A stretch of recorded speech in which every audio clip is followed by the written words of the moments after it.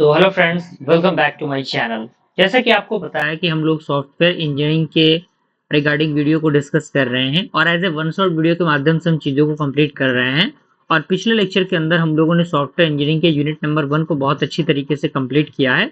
अगर आपने उन वीडियोज़ को नहीं देखा है तो ज़रूर देख लीजिएगा और उस सब्जेक्ट का जो प्लेलिस्ट है उसका लिंक आपको नीचे मिल रहा होगा, आप उसको एक्सेस कर सकते हैं। साथ ही साथ वीडियो को लाइक करके एक प्यारा सा कमेंट करना ताकि मुझे भी मोटिवेशन मिल सके। और टेलीग्राम ग्रुप में जुड़ जाइएगा जिससे कि अगर आपको कोई नोट्स वगैरह एक्सेस करना हो तो आप टेलीग्राम के माध्यम से डायरेक्टली मुझसे कांटेक्ट करके नोट्स को एक्सेस कर सकते हैं। ठीक है, तो आइए वीडियो को स्टार्ट करते हैं। सबसे पहला टॉपिक यूनिट नंबर 2 का है software requirement analysis and specification. ठीक है, कह रहा है कि the goal of this phase is to clearly understand the customer requirements and to systematically organise the requirement into a specification document. समझिए, यानी इसका जो गोल होता है इस फेज का, वो ये होता है कि ये क्लियरली अंडरस्टैंड कर रहा है कस्टमर की रिक्वायरमेंट को, यानी ये समझता है कि आखिर कस्टमर को कौन कौन सी चीज़ों की ज़रूरत है और सिस्टमेटिकली उन चीज़ों को ऑर्गेनाइज करता है उनकी रिक्वायरमेंट के according into the specific document. ठीक है, क्लियर है। चलिए, दूसरा पॉइंट कह रहा है कि the engineers who gather and analyse customer requirements and write the SRS are known as requirement engineering. यानी वैसे इंजीनियर जो एनालाइज करते हैं कस्टमर के रिक्वायरमेंट को और लिखते हैं सॉफ्टवेयर रिक्वायरमेंट स्पेसिफिकेशन को, तो उनको सॉफ्टवेयर जो उनका रिक्वायरमेंट इंजीनियरिंग है उनके नाम से उनको जाना जाता है। क्लियर। चलिए, अब आता है हमारा रिक्वायरमेंट इंजीनियरिंग। यानी रिक्वायरमेंट आपको नाम से पता लग रहा होगा कौन कौन सी चीजों की जरूरत है उसके रिगार्डिंग चीजें होती है यहाँ पे। तो कह रहा है कि the process gather the requirements from client analyse and document them is known as requirement engineering. यानी जो प्रोसेस जिसके द्वारा सॉफ्टवेयर रिक्वायरमेंट क्लाइंट से मिल लेता है एनालाइज करने के लिए और डॉक्यूमेंट करने के लिए उनको, जिसको हम लोग रिक्वायरमेंट इंजीनियरिंग के नाम से जानते हैं। और रिक्वायरमेंट इंजीनियरिंग के जो प्रोसेस होते हैं उनमें चार स्टेप्स आपको देखने को मिलते हैं। वो चार स्टेप कुछ इस प्रकार से हैं। पहला आपका क्या होता है, फिजिबिलिटी स्टडी, उसके बाद रिक्वायरमेंट गैदरिंग, उसके बाद software requirement specification, then after software requirement validation. ठीक है, तो इसके अंदर आपका फिजिबिलिटी रिपोर्ट आता है, इसके अंदर आपका सिस्टम जो आपका मॉड्यूल है वो आता है, इसके अंदर यूजर एंड सिस्टम रिक्वायरमेंट आता है और इसके अंदर रिक्वायरमेंट डॉक्यूमेंट आता है। ठीक है, और सारी चीजों की कनेक्टिविटी आपको इस तरीके से आपको लिखनी है और आपको ये डायग्राम बनाना है। अब यहाँ पे ऑब्जेक्टिव क्या होता है इसका, it is use to find out if an object project can be done and is so for. यानी प्रोजेक्ट कंप्लीट हो सकता है उस कंडीशन में और कैसे होगा इस कंडीशन में, इसका जो ऑब्जेक्टिव होता है ये काम करता है। ठीक है, and it is test management. यानी ये टेस्ट मैनेजमेंट होता है जब आपका जो प्रोजेक्ट है वो डन हो गया हो उस कंडीशन में। और व्हाट आर अट्रैक्टिव सोल्यूशन, यानी क्या अट्रैक्टिव सोल्यूशन वहां पे ऐड करना है उसके लिए।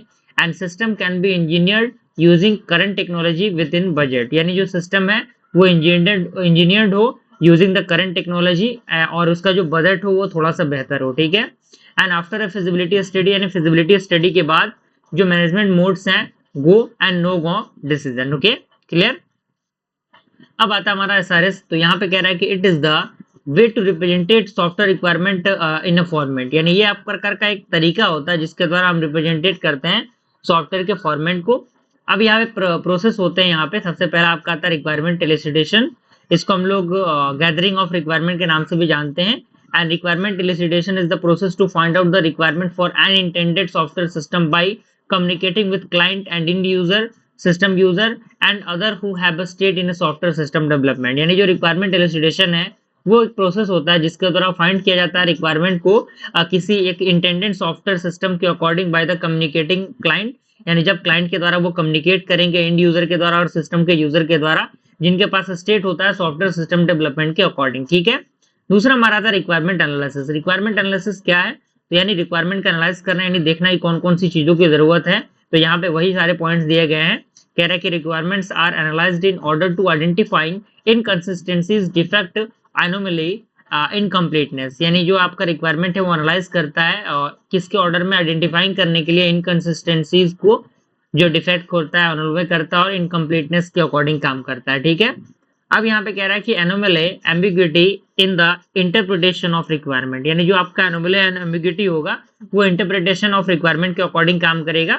ठीक है, तो ये चीजों को आप देख सकते हैं, कोई बड़ी चीज नहीं है यहाँ पे।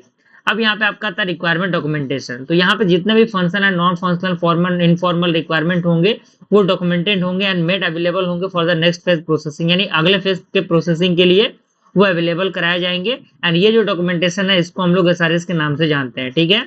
अब आता है हमारा रिक्वायरमेंट रिवाइज, जिसे हम लोग रिक्वायरमेंट वेरिफिकेशन भी कहते हैं। तो यहाँ पे कह रहा है कि it is a process to improve the quality of SRS, यानी ये प्रोसेस होता है जिसके द्वारा हम इंप्रूव करते हैं जो आपका क्वालिटी होता है एसआरएस का उसको, ठीक है। एंड इसके अंदर कह रहा है कि the SRS document serves as a legal contract between customer and developer, यानी ये जो आपका एसआरएस डॉक्यूमेंट होता है वो सर्व करता है एक लीगल कॉन्ट्रैक्ट के according between the customer and developer, यानी कस्टमर एंड डेवलपर के बीच में एक कॉन्ट्रैक्ट की तरह ये काम करता है, ठीक है, डॉक्यूमेंट को सर्व करता है। अब यहाँ पे अलग अलग कैटेगरीज दिए गए हैं यूजर के एसआरएस के। तो यूजर के एसआरएस की बात करें तो user customer, software developer, test engineer, user documentation writers and project manager, ये आपका यूजर्स ऑफ एसआरएस है, ठीक है। अब आता है यूजर डेवलपर, तो आपको पता ही है, यानी ये इंश्योर करता है that they develop exactly what is required by the customer, यानी क्या चीज कस्टमर के द्वारा जरूरी है। दूसरा है टेस्ट इंजीनियर, यानी इंश्योर करना कि that the requirement are understandable from functionality point of view, यानी फंक्शनैलिटी पॉइंट ऑफ व्यू से चीजों को समझना। एंड तीसरा आपका है यूजर डॉक्यूमेंटेशन राइटर्स, यानी ये अंडरस्टैंड करता है डॉक्यूमेंट को well enough to be able to write users manual, यानी यूजर के मैनुअल के अकॉर्डिंग चीजें राइट तरीके से काम करें। प्रोजेक्ट मैनेजर ये इंश्योर करता है कि they can plan the project in terms of cost, man power and time, यानी ये जो प्रोजेक्ट है उनको क्या कर सकता है, प्लान कर सकता है जो आपके टर्म ऑफ कॉस्ट है उनके अकॉर्डिंग, मैन पावर के अकॉर्डिंग, टाइम के अकॉर्डिंग। और अगला हमारा है मेंटेनेंस इंजीनियर्स, ये अंडरस्टैंड करता है फंक्शनैलिटी को so that they can play modification and enhancement, ठीक है। अगर हम कंटेंट की बात करें एसआरएस डॉक्यूमेंट की, तो यहाँ पे functional requirement, non functional requirement and goal of implementation होता है, ठीक है। तो फंक्शनल रिक्वायरमेंट में यहाँ पे आपके सामने पॉइंट मेंशन किए गए हैं। कह रहा है कि requirement which are related to functional aspect of software fall into the category, यानी वैसा रिक्वायरमेंट जो रिलेट करता है फंक्शनल एस्पेक्ट से सॉफ्टवेयर के, वो इस कैटेगरी के अंदर आता है। एंड दूसरा पॉइंट कह रहा है कि functional requirement describes what a software system should do, यानी जो फंक्शनल रिक्वायरमेंट है वो डिस्क्राइब करता है कि आखिर क्या सॉफ्टवेयर आपका उस चीज को करेगा, ठीक है। जैसे कि एग्जांपल की बात करें, system must send an email whenever a certain condition is met, यानी जब भी कोई कंडीशन मेट करता है तो उस कंडीशन में ईमेल को सेंड करना, तो ये आपका एग्जांपल है, ठीक है। कह रहा है कि the functional requirement is describing the behaviour of the system as it relate to the system functionality, यानी जो सिस्टम जो आपका फंक्शनल रिक्वायरमेंट है वो डिस्क्राइब करता है बिहेवियर ऑफ सिस्टम को, जो रिलेट करता है किससे, सिस्टम के फंक्शनैलिटी से, ठीक है। एंड अगला पॉइंट कह रहा है कि the functional requirement specification document the operations and activities that a system must be able to perform, यानी ये सिस्टम को उस लायक बनाता है कि वो अपने काम को परफॉर्म कर सके, ठीक है। And functional requirement should be include, यानी ये किन किन चीजों को इंक्लूड करता है, फॉलोइंग चीजें दी गई हैं। पहला आपका है description of data to be entered into the system, दूसरा आपका है description of operation perform by each screen, and तीसरा आपका है description of work flow perform by the system, fourth is that description of system reports और other output, and last one is that who can enter the data into the system, ठीक है। And last point कह रहा है कि the functional requirement specification is designed to read by a general audience, यानी ये general audience के द्वारा पढ़े जाने के लिए इसकी जरूरत पड़ रही है, उस चीज के लिए डिजाइन होता है। अब आता है एग्जांपल, जैसे कि example of functional requirement specification, जैसे कि आपका इंटरफेस है रिक्वायरमेंट का, जैसे फील्ड 1 एक्सेप्ट करना न्यूमेरिक डेटा को बिफोर एंट्री, और field 2 only accept data before current date, ठीक है, करंट डेटा। बिजनेस रिक्वायरमेंट की बात करें तो data must be enter before request can be approve, यानी रिक्वेस्ट अप्रूव होने से पहले जो डेटा है वो एंटर करना पड़ेगा। यहाँ पे सिक्योरिटी रिक्वायरमेंट के अंदर की बात करें तो यहाँ पे कह रहा है कि number of data entry group inter request but can not approve delete request, यानी ये डिलीट रिक्वेस्ट को अप्रूव नहीं कर सकता, ठीक है। अब कह रहा है कि how to identify the functional requirement, यानी आखिर हम कैसे फंक्शनल रिक्वायरमेंट को आइडेंटिफाई करेंगे। तो कह रहा है कि it can be identified either from an informal problem description document और from a conceptual understanding of problem, यानी ये किसके द्वारा डिस्क्राइब कर सकते हैं हम लोग, जो आपके इनफॉर्मल प्रॉब्लम होते हैं डिस्क्रिप्शन डॉक्यूमेंट के उनके द्वारा, या फिर कंसेप्चुअल अंडरस्टैंडिंग प्रॉब्लम के उनके द्वारा, ठीक है। For this the different type of user of the system must be modified and other the requirement from the user perspective, okay. दूसरा हमारा आता है नॉन फंक्शनल रिक्वायरमेंट, तो यहाँ पे कह रहा है कि requirement which are not related to functional aspect of software fall into this category, यानी जो आपका इस एस्पेक्ट में नहीं आता फंक्शनल के एस्पेक्ट में, वो आपका नॉन फंक्शनल कहलाता है। एंड दे आर इम्प्लिसिट और expected characteristics of software which users made assumptions of, okay. अब यहाँ पे कुछ और भी पॉइंट्स दिए गए हैं, आप यहाँ पे देख सकते हैं। तो यहाँ पे कह रहा है कि some of non functional requirement are, performance की बात करें तो यहाँ पे 100 हार्डवेयर पर यूनिट होता है ये, इंटरफेस की बात करें तो capable of importing the data with the EDD format, यानी ईडीडी फॉर्मेट में डेटा आपका इसके अंदर इंपोर्ट होगा। ऑपरेशनल की बात करें, must not require more than 1 MB of main memory, यानी एक से ज्यादा MB के अकॉर्डिंग मेन मेमोरी यहाँ पे रिक्वायर नहीं करना है। रिसोर्स की बात करें, विल यूज वायरलेस इंस्क्रिप्शन, यानी वायरलेस इंस्क्रिप्शन को यूज करना। Verification, all the data update must be traceable, यानी जितने भी डेटा अपडेट होंगे वो ट्रेसेबल होंगे। सिक्योरिटी का इशू यहाँ पे है ही, पोर्टेबिलिटी है, रिलेबिलिटी है, ये सारी चीजें हैं। अब यहाँ पे आता है difficulties in specifying non functional requirement, यानी नॉन फंक्शनल रिक्वायरमेंट को स्पेसिफाई करने के लिए कौन कौन से डिफिकल्टी आती है। तो कह रहा है कि it is difficult to gather non functional requirement because they are hard to quality and difficult to express without the trial and error prototype, यानी बिना ट्राई और एरर के इनको कह सकते हैं कि एक्सप्रेस कर पाना थोड़ा सा डिफिकल्ट होता है, ठीक है। And certain non functional requirement are hand to differentiate between the functional and non functional requirement, ठीक है। And security certain non functional requirement में भी कन्फ्लिक्टिंग, ओके। अगर हम डिफरेंस की बात करें, क्योंकि डायरेक्टली एग्जामिनेशन में डिफरेंस भी पूछे जाते हैं कि what are the difference between functional and non functional requirement, तो आपको पता होनी चाहिए। तो यहाँ पे उसका डिफरेंस दिया गया है, आप यहाँ पे इसको देख सकते हैं। कोई बहुत बड़ी रॉकेट साइंस वाली चीजें नहीं लिखी है कि आपको समझ में नहीं आएगा, आप इसको देख सकते हैं। अब यहाँ पे आपका आता है requirement source and elicitation technique, ठीक है। तो यहाँ पे कह रहा है कि requirement elicitation is the process to find out requirement for an intended software system by communicating with direct end user, system user and other who have a stake in the software system development. यानी requirement elicitation एक प्रकार का process होता है जिसके द्वारा हम find out करते हैं रिक्वायरमेंट को, किसके रिक्वायरमेंट के लिए, फॉर इंटेंडेड सॉफ्टवेयर सिस्टम, जो कम्युनिकेट करता है डायरेक्टली इंड यूजर के द्वारा, सिस्टम यूजर के द्वारा, और जिसके पास stake of software system development होता है उसके द्वारा, ठीक है। अब यहाँ पे कह रहा है कि there are various way to discover requirement, यानी अलग अलग तरीके हैं जिनके द्वारा रिक्वायरमेंट को डिस्कवर किया जाता है। इंटरव्यूज की बात करें तो यहाँ पे भी इसका यूज होता है, जैसे कि आप यहाँ पे देख सकते हैं, सारे इसके पॉइंट दिए गए हैं। It is use for getting an overall understanding of what stakeholder do, यानी एक स्टेक होल्डर क्या चाहता है, and how they are interact with the system, और वे कैसे सिस्टम से इंटरेक्ट करेगा, and difficulties they face with the current system, ठीक है। एंड इनफॉर्मल और इनफॉर्मल इंटरव्यूइंग के अंदर भी इसका यूज होता है, सारी चीजें दी गई हैं। टाइप ऑफ इंटरव्यूज की बात करें तो अलग अलग टाइप के इंटरव्यू होते हैं। पहला आपका होता है close interview, in this predefined set of questions are answered, यानी क्लोज इंटरव्यू के अंदर पहले से प्री डिफाइंड क्वेश्चंस तैयार होते हैं। ओपन इंटरव्यू में कोई सा भी क्वेश्चंस होते हैं, उनका एक अलग अलग एजेंडा होता है। नो प्री डिफाइंड एजेंडा, यानी कोई पहले से डिफाइंड एजेंडा नहीं होता, ठीक है। ओरल इंटरव्यू होता है, रिटन इंटरव्यू होता है, ठीक है। ओरल यानी पूछताछ और रिटन यानी लिख के। अब आता है हमारा analysis modelling for functional oriented and object oriented software development. तो एनालिसिस मॉडलिंग की हम बात करें तो कह रहा है कि it is a technical representation of system, यानी ये आपका टेक्निकल रिप्रेजेंटेशन होता है सिस्टम का। And it describe what the customer require, यानी ये डिस्क्राइब करता है कि आखिर कस्टमर को किस चीज की जरूरत है। And it establish a basis of और the certain of a software system design, यानी ये एक जो सॉफ्टवेयर डिजाइन होता है उसके एक बेसिक पॉइंट ऑफ व्यू को प्रोवाइड करता है, उसमें उसको बनाने में मदद करता है। And it use a combination of text diagram and to show the requirement, यानी ये क्या करता है, जो भी चीजें हैं उनको एक टेक्स्ट एंड डायग्राम के अकॉर्डिंग चीजों को डिफाइन करने में मदद करता है, जिससे कि चीजें क्लियर एंड कट दिखाई देती हैं, ठीक है। मॉडल की बात करें तो मॉडल एक प्रकार का सिंप्लीफिकेशन होता है रियलिटी का। And we built model so that we can better understand the system we are developing, यानी जब हम मॉडल को बिल्ड करते हैं तो हम अच्छी तरीके से समझ सकते हैं कि क्या सिस्टम को हमने डेवलप किया, हम क्या डेवलप कर रहे हैं, ठीक है। अब यहाँ पे आपका है एनालिसिस मॉडलिंग अप्रोचेस, तो यहाँ पे structural approach and object oriented approach होता है यहाँ पे। तो स्ट्रक्चरल अप्रोच की हम बात करें तो यहाँ पे कह रहा है कि analysis is made on data and process transform the data as a separated entities, यानी जो आपका एनालिसिस है वो डेटा पे बनता है और प्रोसेस जो होता है वो ट्रांसफॉर्म करता है डेटा को एज अ सेपरेट एंटिटी, ठीक है। और डेटा जो है वो मॉडल होता है in terms of only attribute and relationship. अगर हम प्रोसेस की बात करें तो process are model so that the input data and the transformation that occur on the data, यानी जो ट्रांसफॉर्मेशन डेटा को मिलेगा and the resulting output data, ठीक है। अगर हम स्ट्रक्चरल अप्रोच की बात करें तो 3 प्रकार के यहाँ पे अप्रोचेस दिए गए हैं जो कि आपके सामने यहाँ पे मेंशन्ड है, आप यहाँ पे इनको देख सकते हैं। तो यहाँ पे आपका डेटा मॉडलिंग है जिसमें आपका एंटिटी रिलेशनशिप मॉडल होता है ये। दूसरा आपका फंक्शनल मॉडलिंग जिसमें आपका data flow diagram, data dictionary, और तीसरा आपका होता है बिहेवियर मॉनिटरिंग जिसके अंदर स्टेट डायग्राम, सीक्वेंस डायग्राम आता है, ठीक है।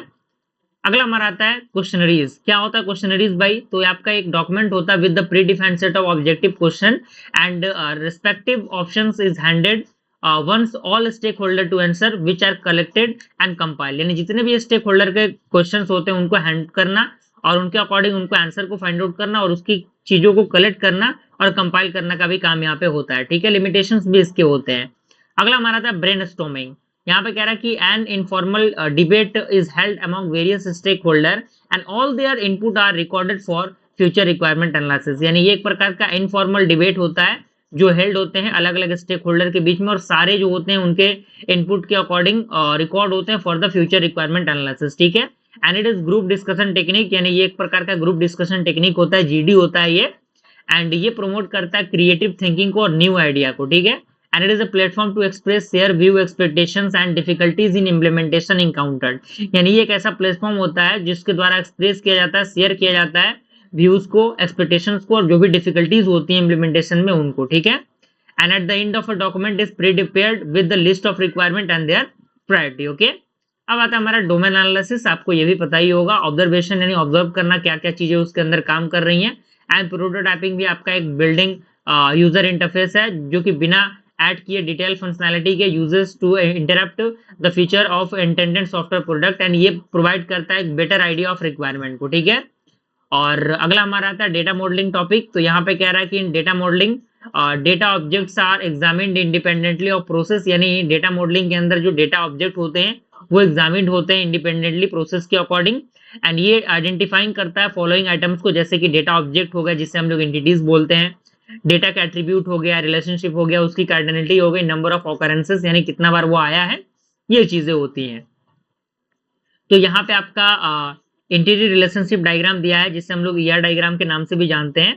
तो आपके सामने सारी चीजें यहाँ पे मेंशन की गई हैं, आप यहाँ पे इसको देख सकते हैं। तो ये भी आपका कह रहा है कि an entity relationship diagram is a type of flow chart that illustrate how entities such as people, object और concept relate to each other within the system। यानी ये आप प्रकार का क्या होता है, एक रिलेशनशिप डायग्राम होता है जो एक बेसिकली फ्लो चार्ट होता है, जो क्या करता है, ये बताता है कि आखिर कैसे जो एंटिटीज है जैसे कि लोग हो गया या फिर ऑब्जेक्ट हो गया, वो किस तरीके से सिस्टम के साथ कह सकते हैं रिलेट करता है। And it is use to design relational database in the field of software engineering, यानी ये यूज करता है रिलेशनल डेटाबेस को फील्ड ऑफ सॉफ्टवेयर इंजीनियरिंग के अंदर, ठीक है।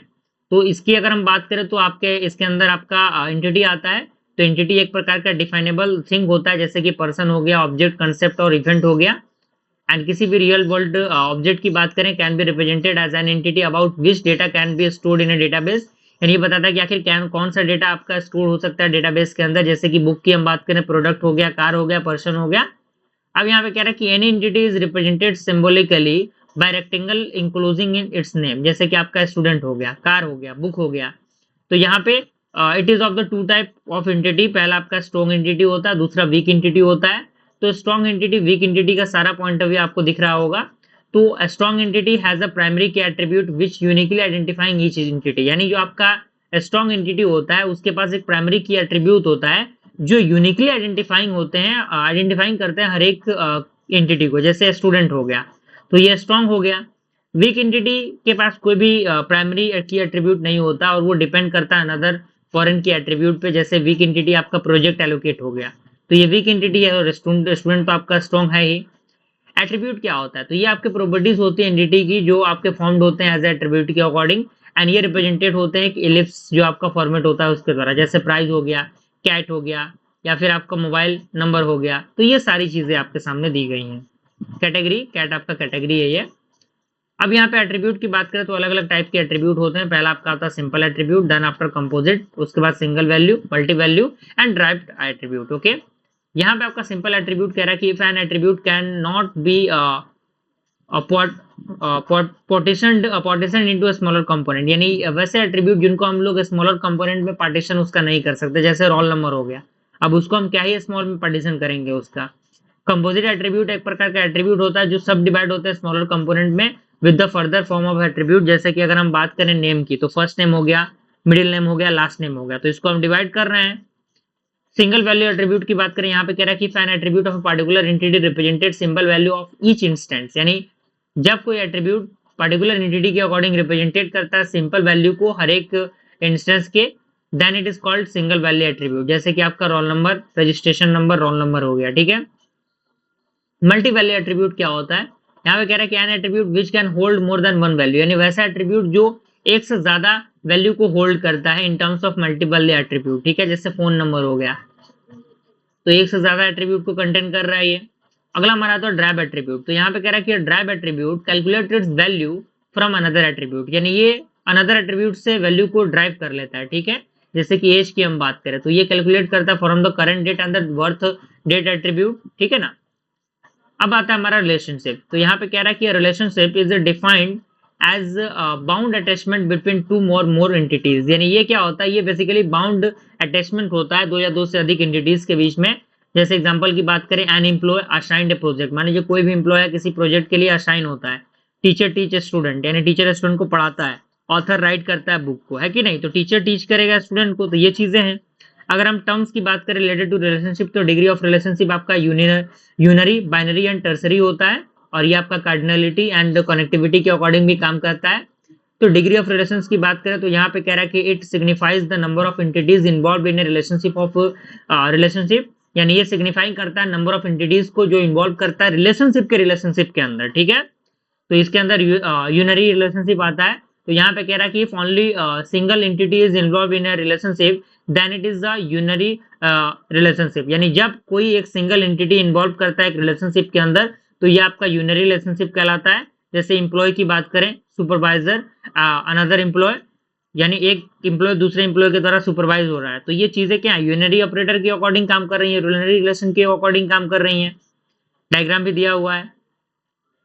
बाइनरी रिलेशन की बात करें, यहाँ पे कह रहा है कि when two entities are associate to form a relation, यानी जब दो एंटिटीज किसी रिलेशन को बनाते हैं then it is known as binary relationship. जैसे कि एक पर्सन है वो काम कर रहा है कंपनी के अंदर, या फिर ये कोई पर्सन जो है वो टीचर भी बनता है।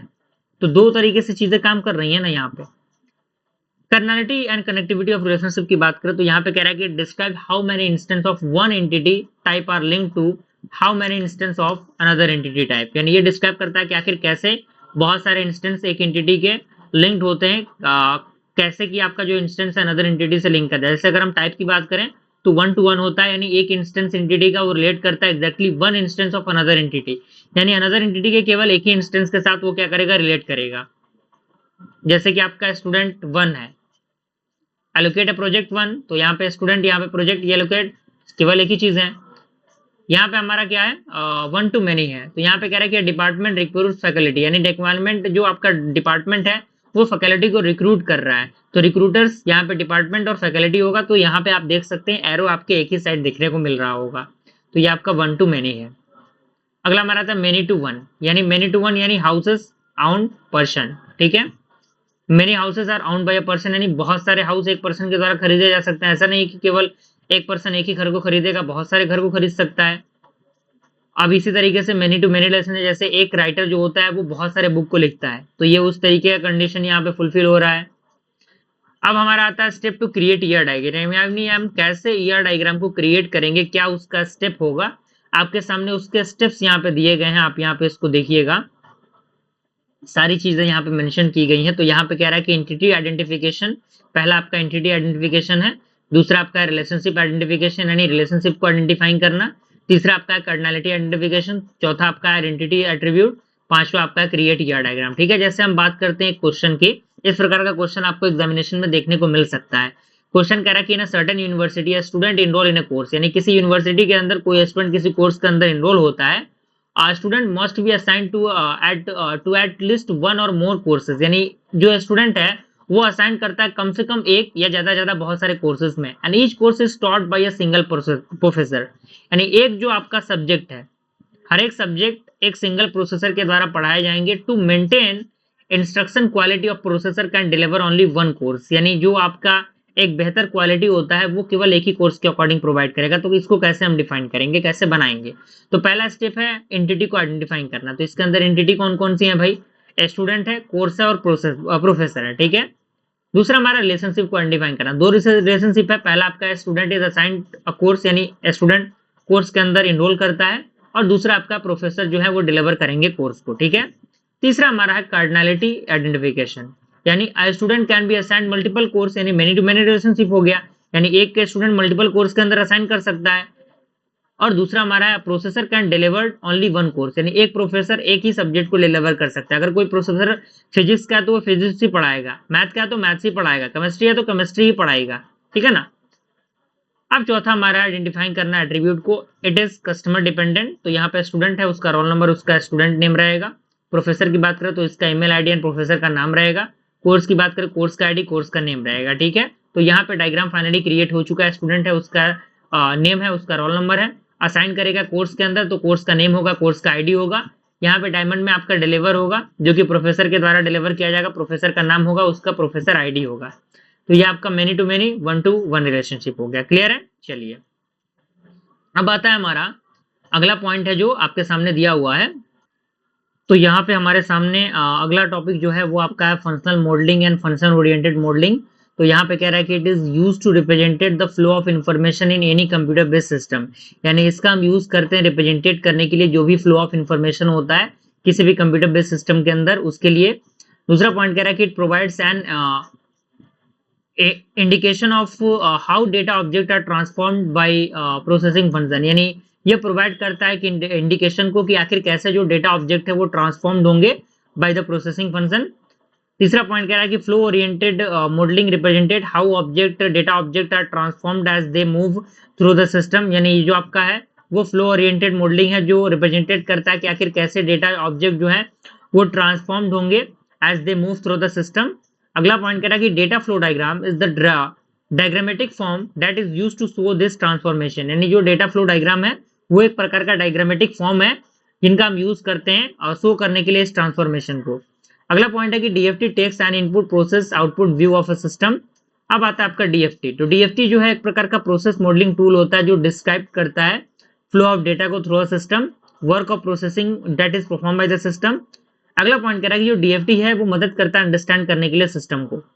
अगला पॉइंट कह रहा है कि DFT are only concern with data, यानी ये केवल डेटा के साथ ही कंसर्न होता है।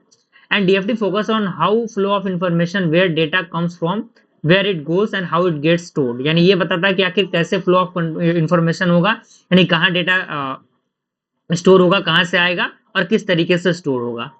अब यहाँ पे हमारा था सिंबल जो कि हम यूज करते हैं डेटा फ्लो डायग्राम के अंदर। तो पहला आपका आता है प्रोसेस नोटेशन। तो जो आपका process transformation incoming data flow and outgoing data flow, यानी ये incoming and outgoing data flow पे काम करता है। जैसे कि आपका वर्बल प्रोसेस हो रहा है तो यहाँ पे लेबल प्रोसेस बना हुआ है। दूसरा हमारा था डेटा स्टोर नोटेशन। तो जो डेटा है वो स्टोर होंगे as repository of the data in the system and these there are sometimes also referred to as its file. And यहाँ पे आप देख सकते हैं डेटा स्टोर यहाँ पे दिया हुआ है। अगला हमारा आता है डेटा फ्लो नोटेशन। यहाँ पे जो डेटा फ्लो है वो एक प्रकार का पाइपलाइन होता है through which the packet of information, यानी जो आपका इंफॉर्मेशन का पैकेट होता है वो फ्लो करता है लेवल विद द एरो, यानी एरो के द्वारा।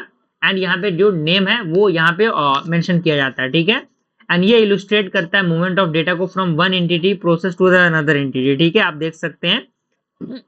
अगला हमारा एक्सटर्नल एंटिटी नोटेशन। तो यहाँ पे कह रहा है कि एन एक्सटर्नल एंटिटी और ऑब्जेक्ट आउटसाइड द सिस्टम, यानी ये आपका ऑब्जेक्ट होते हैं जो आउटसाइड द सिस्टम होते हैं with which the system communicate, जिसके द्वारा सिस्टम कम्युनिकेट करते हैं। एंड दूसरा पॉइंट कह रहा है कि external entities are source and destination of the system input output, यानी जो आपका एक्सटर्नल एंटिटी होता है वो सोर्स और डेस्टिनेशन होता है सिस्टम के इनपुट एंड आउटपुट का। ठीक है, तो ये आपका एक्सटर्नल एंटिटी है और ये भी एक्सटर्नल एंटिटी का एक तरीका है। अब यहाँ पे एग्जांपल दिया गया, example of data flow diagram. First of all is identifying the external entity, यानी एक्सटर्नल एंटिटी को आइडेंटिफाइंग करना। दूसरा आपका आइडेंटिफाइंग करना प्रोसेस को। तीसरा हमारा आइडेंटिफाइंग करना डेटा स्टोर को। एंड चौथा हमारा डेटा ड्रॉ करना डेटा फ्लो को एंड कंस्ट्रक्ट करना डीएफडी को। जैसे कि आपके सामने एक एग्जांपल दिया है, आप इसको देखिएगा। यहाँ पे कह रहा है कि DFD for calculator user to input, यानी यहाँ plus minus multiply and divide दिया है। सबसे पहले आइडेंटिफाइंग करना एक्सटर्नल एंटिटी को, तो यूजर होगा।